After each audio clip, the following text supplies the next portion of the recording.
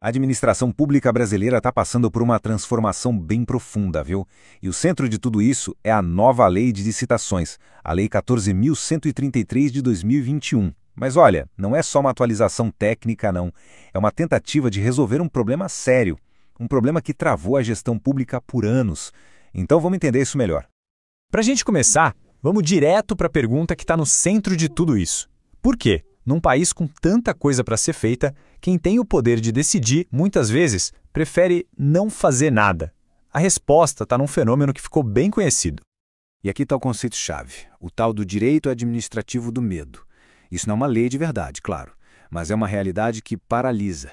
Pensa só, o gestor, morrendo de medo de uma canetada de um órgão de controle que pode gerar multas altíssimas ou até a perda do cargo, simplesmente trava. É o famoso apagão das canetas. Uma crise de ineficiência causada, olha que ironia, pelo excesso de controle. Essa frase do Fernando Vernalha Guimarães resume a situação perfeitamente. O problema não era a falta de controle, era o controle em excesso. O sistema que foi criado para garantir que tudo corresse bem acabou gerando o efeito contrário, paralisia e ineficiência. Tá, mas como é que a gente chegou nesse ponto? Para entender a solução que a nova lei está trazendo, primeiro a gente precisa dar um passo atrás e entender a origem do problema, essa escalada do que a gente pode chamar de hipercontrole. Essa linha do tempo ajuda a gente a entender a história.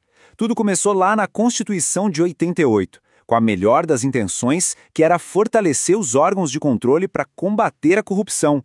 Só que nos anos 2000, isso virou o que chamam de ativismo de contas, uma fiscalização cada vez mais dura. A consequência, claro, veio na década seguinte, o apagão das canetas. Os gestores ficaram com tanto medo de errar que pararam de decidir. E é aí que entra a nova lei, em 2021, tentando achar um novo equilíbrio. E o resultado final de tudo isso foi esse. O medo de ser responsabilizado pessoalmente ficou tão grande que não fazer nada se tornou a opção mais segura para o gestor. E isso, claro, acabou com a inovação, com a agilidade e com a capacidade do Estado de entregar o que a sociedade precisa, como obras e serviços públicos de qualidade. E é exatamente aqui que a gente chega na grande virada de chave que a nova lei propõe. Não se trata só de regras novas, mas de uma filosofia totalmente diferente para a relação entre quem faz e quem fiscaliza. A palavra-chave aqui é deferência. A ideia é simples, mas para o nosso contexto é revolucionária. Significa que o órgão de controle não tem que se colocar no lugar do gestor e pensar o que eu faria. Não. Ele tem que analisar se a decisão do gestor foi razoável, se foi bem fundamentada e se estava dentro da lei. É sobre respeitar a escolha técnica de quem está ali na linha de frente. Agora um ponto super importante. Deferência não quer dizer ausência de controle ou vista grossa, de jeito nenhum. A fiscalização continua sendo fundamental. O que muda é a abordagem. É sair de uma lógica de desconfiança, onde se parte do princípio que o gestor está agindo de má fé, para uma lógica de diálogo, de colaboração, onde o objetivo de todo mundo é o mesmo, o melhor resultado para o interesse público. Certo, a gente entendeu a filosofia. Mas na prática, como é que isso funciona de verdade? Vamos ver agora quais são os mecanismos que a Lei 14.133 criou para transformar essa ideia de deferência em realidade.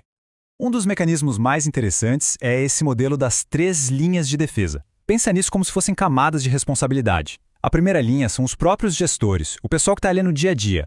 A segunda linha é o controle interno do próprio órgão, como a assessoria jurídica, que funciona como um supervisor mais próximo. E só lá na terceira linha, como última instância, é que entram os órgãos de controle externo, tipo o Tribunal de Contas.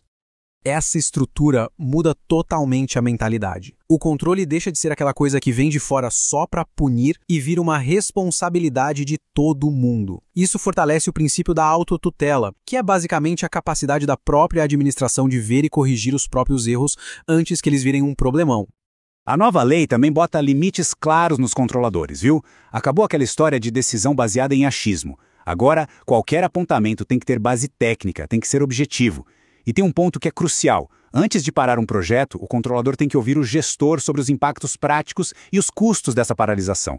A ideia é que as consequências sejam sempre levadas em conta. E por falar em consequências práticas, vamos lembrar de um problema que era um verdadeiro pesadelo.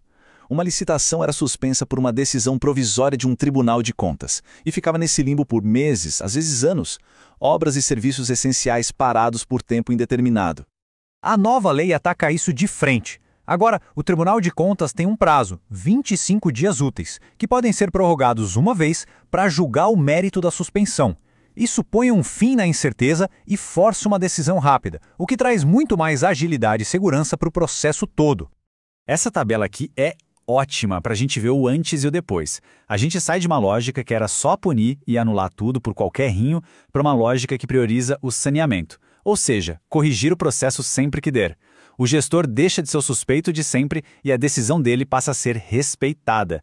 E a relação, que era de briga, agora busca ser de colaboração. Então, depois de ver tudo isso, a gente se pergunta: qual é o cenário que se desenha agora? A intenção da lei é clara, mas colocar tudo isso em prática, bom, aí é que está o grande desafio. No fim das contas, o grande objetivo é este: criar um ambiente de segurança jurídica, onde o gestor público que quer fazer a coisa certa tenha confiança para tomar decisões, para inovar, para buscar as melhores soluções, sem aquele medo constante de ser punido de forma desproporcional. A lei está no papel, mas a grande questão, o desafio de verdade, é se essa nova cultura de respeito e colaboração vai pegar na prática. Porque, mudar a lei é uma coisa. Mudar uma cultura de décadas de desconfiança, aí a história é outra. E é com essa reflexão que a gente termina. Essa busca pelo equilíbrio perfeito entre controlar e ser eficiente é o grande desafio de qualquer governo moderno. A nova lei é uma aposta ousada e muito necessária. Se vai dar certo, só o tempo vai dizer. Mas, pela primeira vez em muito tempo, parece que existe um caminho para que o medo finalmente dê lugar à ação.